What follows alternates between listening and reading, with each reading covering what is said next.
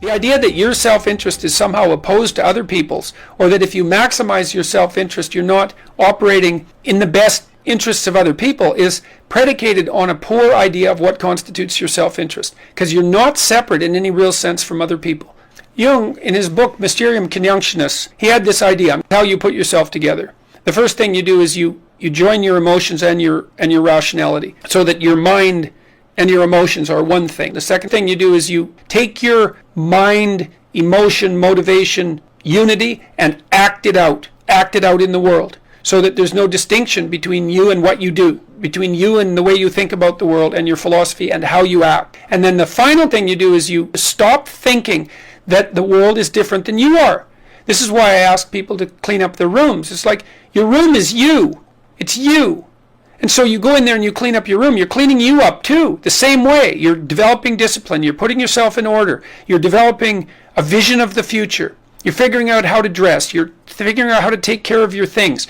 You're interacting with the microcosmos that you have in front of you and learning how to balance chaos and order. There's no difference between you and what's around you. And that's a very difficult thing to understand. And so you want to act in a way that's good for you, but good for everything else at the same time.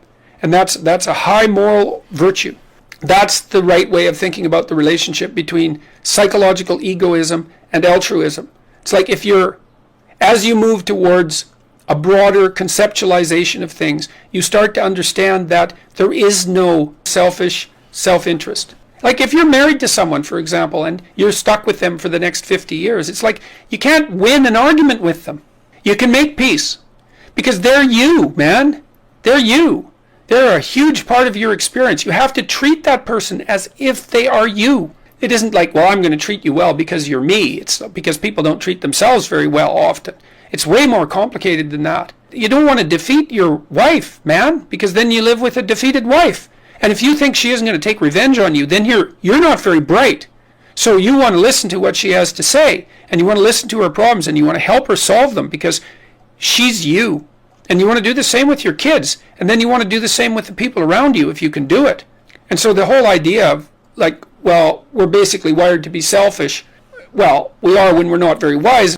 And so you're trying to be a force for good in the world.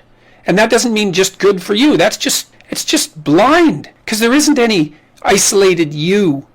That isn't how things are. That isn't how reality lays itself out. There's no difference between your interest and the interest of others, not in any fundamental sense. Even your enemies, which is why you're enjoined to treat your enemy as if he was yourself, because he is.